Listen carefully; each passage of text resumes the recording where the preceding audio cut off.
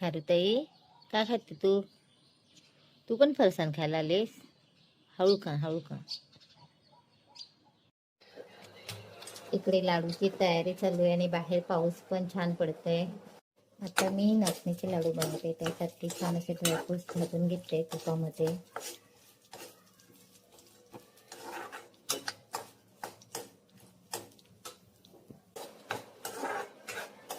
Dry fruits पण छान तुपामध्ये भाजून झालेले आहेत. आता काढून घेते आणि बाकीचे इतर जे पदार्थ आहेत ते पण मी आता छान तुपामध्ये सगळे परतून घेणार आहे. इथे ड्रायफ्रूट्स मी कट करून घेतलेले आहेत, कारण मला हे ड्रायफ्रूट्स एकदम मिक्सरला बारीक करायचे नाही, तर हे असेच ठेवायचे लाडूमध्ये. म्हणून मी हे छोटे छोटे तुकडे करून घेतलेले आहेत आणि छान असे आता तुपात मी परतून घेते.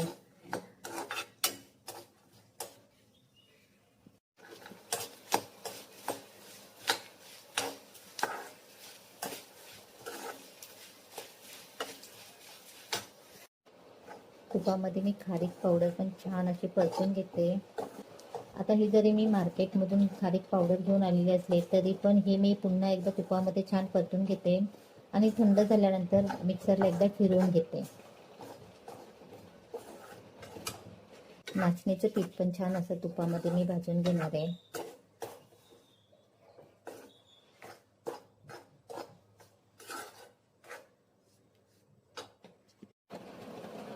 तुपामध्ये नाचणीचं पीठ छान तर मी परतून घेते. आता नाचणीचे लाडू झाल्यानंतर लगेच रव्याचे लाडू पण करायचे आणि त्याच्यानंतर पातळ पोहा चिवडा पण करायचे. असं तिन्ही आपल्याला ऑर्डर पूर्ण करायच्यात आज.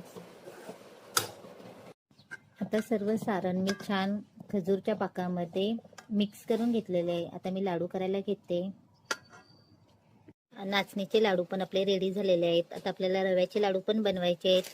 त्यासोबत इकडे पातळ पोहा चिवडा पण बनवायचा आहे.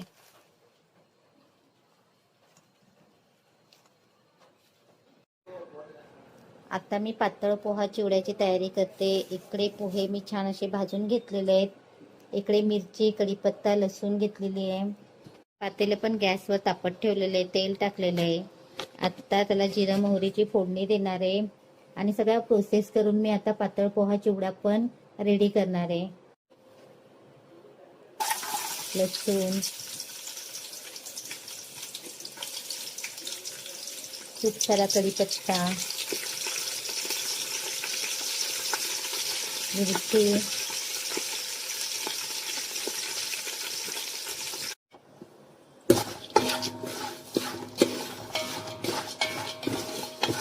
आता इथे सगळे मसाले, डाळ, शेंगदाणे टाकून मी फोडणीची तयारी केलेली आहे. ह्याच्यामध्ये मी खोबऱ्याचे काप अवॉइड केलेले आहेत. आता लगेच पोहे टाकून घेते.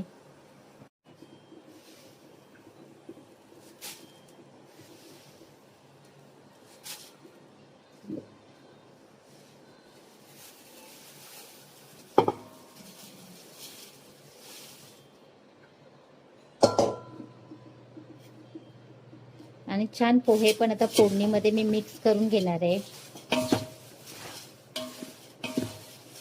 आता हा पातळ पोहा चिवडा कुरकुरीत होण्यासाठी मंद गॅसवरती कमीत कमी मला 20 मिनिटं तरी लागतात. तेव्हाच हा पोहा चिवडा एकदम कुरकुरीत आणि टेस्टी होता. हे सर्व मी मिक्स करून घेते.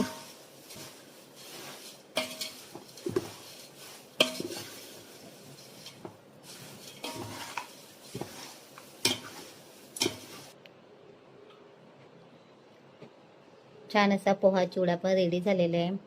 आता ह्याला पूर्ण थंड होऊ देणार आहे, नंतरच पॅकिंग करणार आहे. पोहा चिवडा तर आपला रेडी झालेला आहे. आता आपल्याला रव्याच्या लाडूची पण ऑर्डर आहे, त्यामुळे ही पूर्ण तयारी आपली आता रव्याच्या लाडूची आहे. आज दिवसभरात 2-3 ऑर्डर आपल्या कंप्लीट झालेल्या आहेत. आता ही मी दिवसातली शेवटची ऑर्डर आहे रवा लाडूची, ती पण आत्ता संध्याकाळची पूर्ण करून घेते. आता रवा लाडू बनवताना मी त्याच्यामध्ये ड्रायफ्रूट्स पण भरपूर टाकते, पण ती ड्रायफ्रूट्सची मी पावडर करून टाकत असते. आता बऱ्याच वेळेला काय होतं, एकाच दिवशी खूप ऑर्डर्स येऊन जातात. कधी कधी तर एक दिवस अशी ऑर्डर पण नसते, त्यावेळेला एकदम रिलॅक्स राहावं लागतं आणि एका दिवशी मग खूपच ऑर्डर असतात. तेव्हा मग हे सगळ्या ऑर्डर्स एकाच दिवशी कंप्लीट कराव्या लागतात, कारण आपल्याला त्यानुसार डिलिव्हरी पण करायची असते ऑर्डर्सची.